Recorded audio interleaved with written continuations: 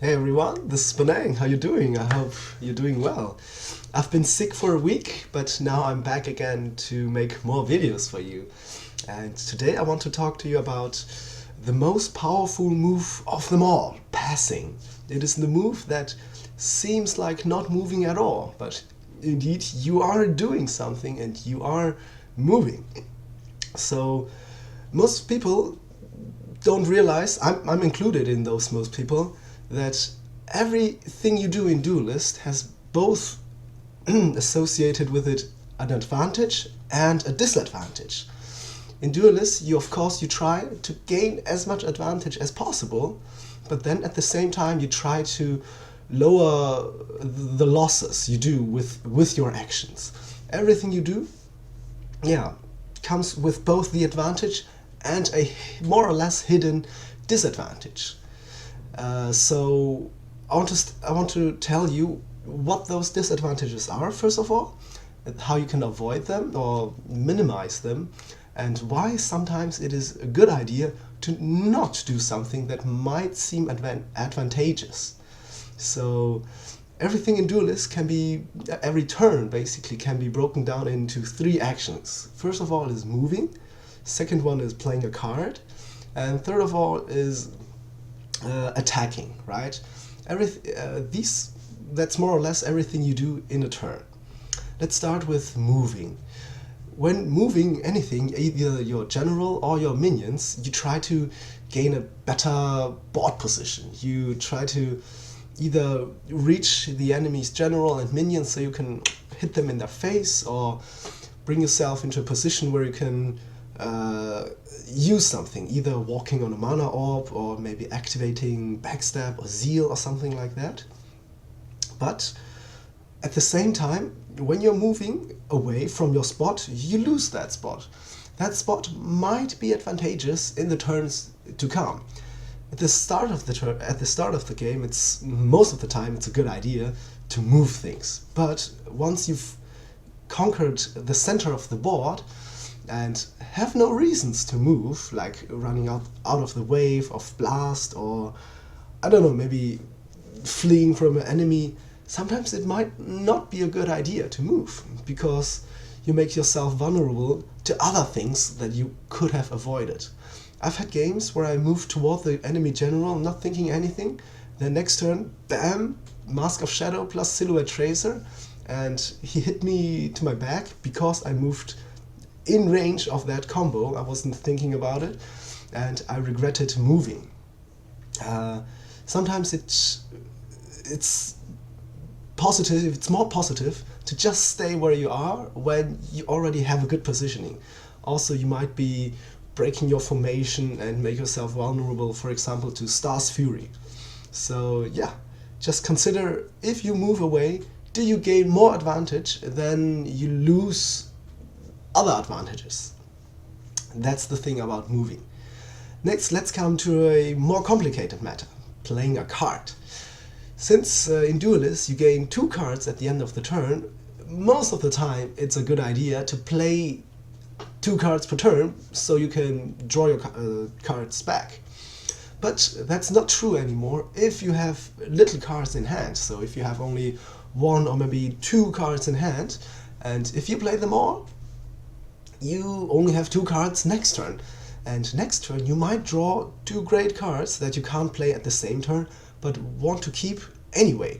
And you won't have a chance anymore to replace. The best example should be Void Pulse from the Abyssians. Imagine your general is at 22 health, and you have a Void Pulse and another card in hand, and have 1 mana left. You would say, okay, I get full value from the Void Pulse, why not just play it? Well, the thing is, if you play it, as Trump has said, you wouldn't have it in your hand anymore. That's a bigger advantage than you might think. As I've mentioned, you can't replace it next turn anymore. Then, if your enemy equips a weapon, you would have lost your ping to ping off his weapon. And then, third, your opponent might react differently once he sees you playing this card. If he sees, oh, you have a ping less, then he can use his weapons.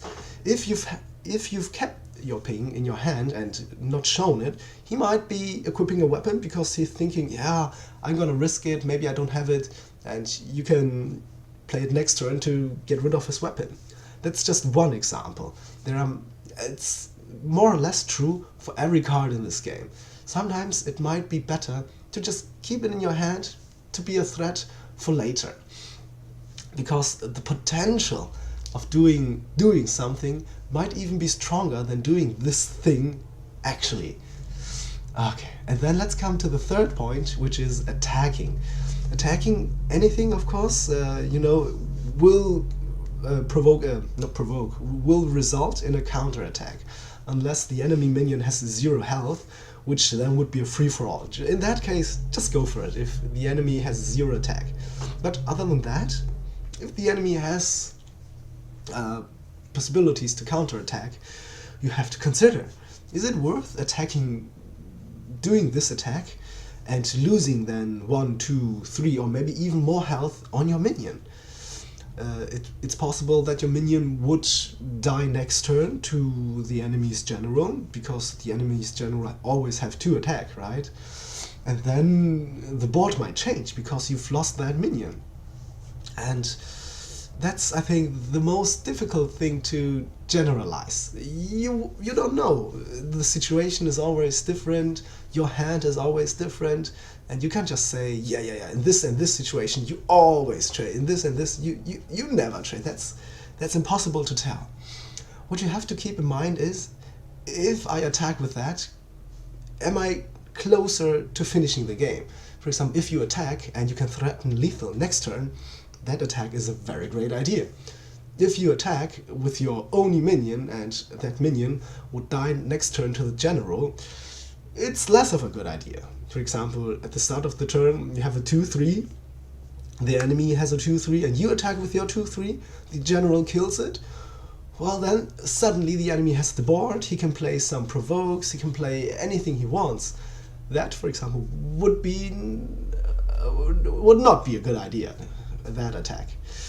And that's a thing of experience, you can't just, or at least I can't really generalize.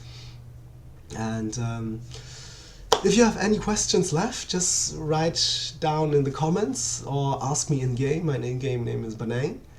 And yeah, I hope wait, I'm not even finished yet. That's why sometimes passing is a good move. You don't gain advantage, but you don't lose your potentiality. And keeping that potential might be bigger and stronger than gaining that tiny little advantage. For example, from other games, right? Dota 2. I hope you know Dota 2.